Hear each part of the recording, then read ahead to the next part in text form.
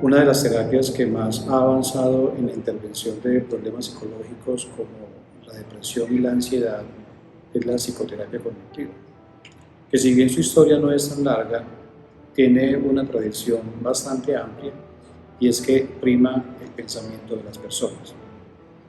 La terapia cognitiva está basada en el modelo cognitivo que postula que las emociones y las conductas de las personas están influidas por su percepción de los eventos.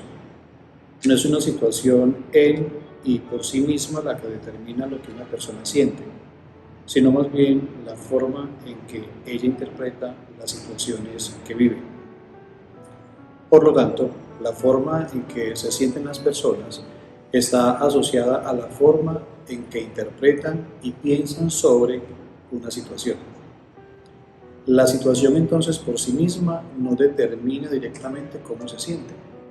Su respuesta emocional está mediada por la percepción que se tiene de la situación. En este caso, la psicoterapia cognitiva destaca que lo que las personas piensan y perciben sobre sí mismas, sobre el mundo que tienen alrededor e inclusive sobre el futuro, es bastante relevante e importante y tiene un efecto directo en cómo se sienten y cómo se actúa. El esquema básico de evaluación desde la psicoterapia cognitiva comprende la S, que es de situación, la P, que es de pensamiento, y la R, que es de reacción.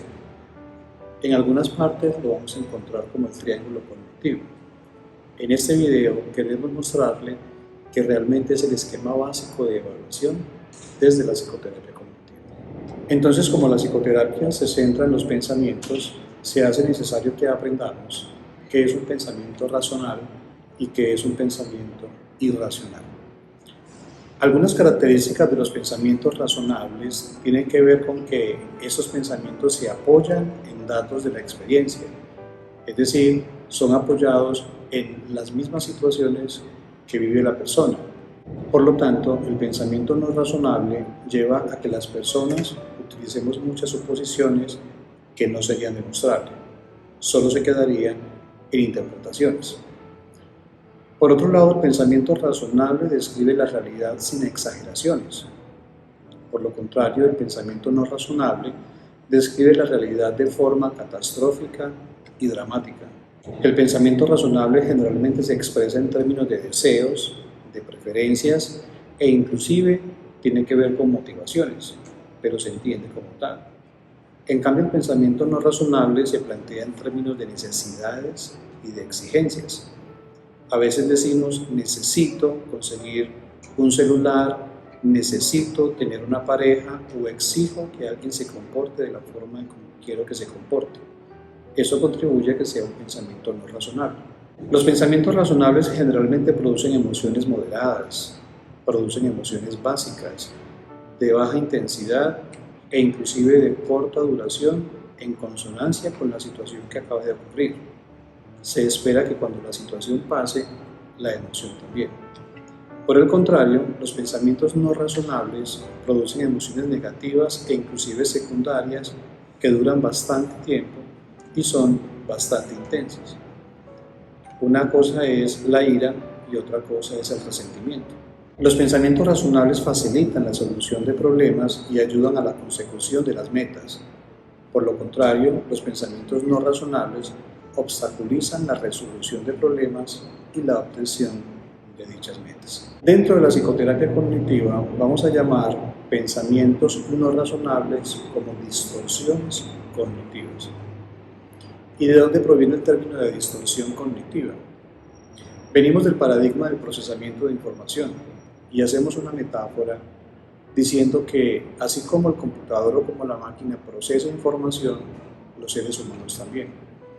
Así como en el procesamiento de información de la máquina existen los virus que distorsionan la información, en los seres humanos parece que sucede algo similar. A veces los pensamientos son distorsionados.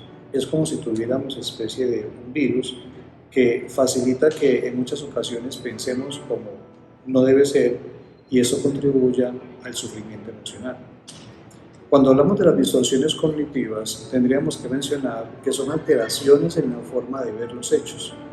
que se ajustan a los pensamientos no razonables, como lo acabamos de explicar, con el fin de que la realidad sea coherente con lo que pensamos. Generalmente las distorsiones cognitivas llevan a que como seres humanos ocultemos, ignoremos y disfracemos la realidad, haciendo estéril el esfuerzo para conseguir nuestras metas. En otras palabras, son las distorsiones cognitivas las causantes y las mantenedoras del sufrimiento emocional.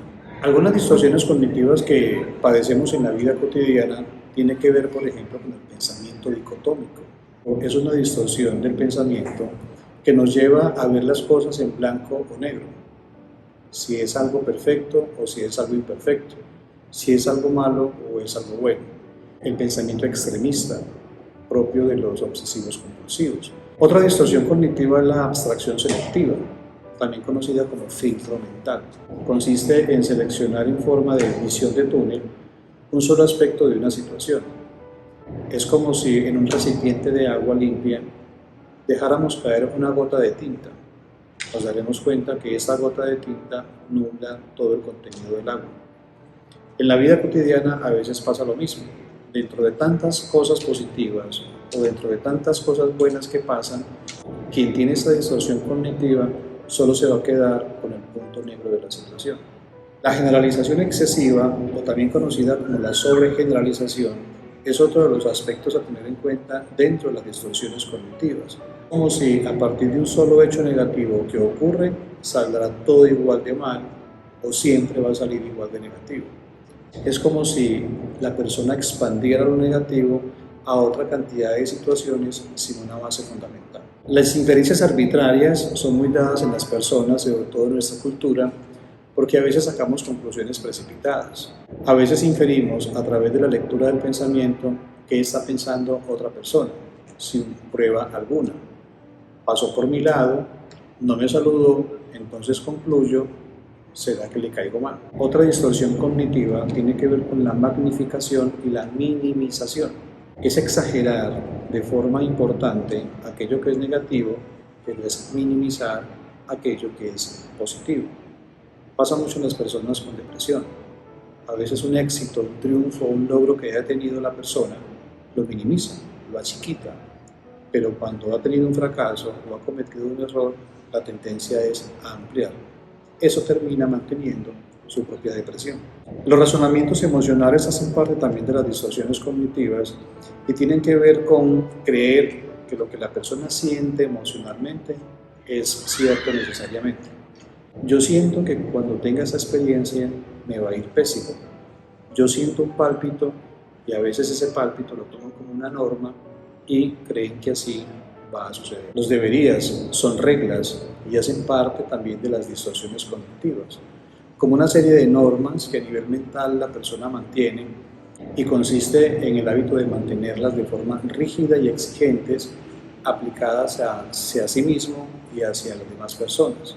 Terminan siendo como unos dogmas o unos mandatos sobre sí mismo que si no se cumplen, la persona tiende a sentir culpa, mandatos y dogmas frente a los otros, que si los otros no lo cumplen, tienden a tener ira y resentimiento, y hacia la vida misma, cuando ocurre la desesperanza. La culpabilidad es otra distorsión cognitiva que tiene que ver con que las personas se sienten responsables de su propio sufrimiento, pero también se sienten responsables del sufrimiento de los otros.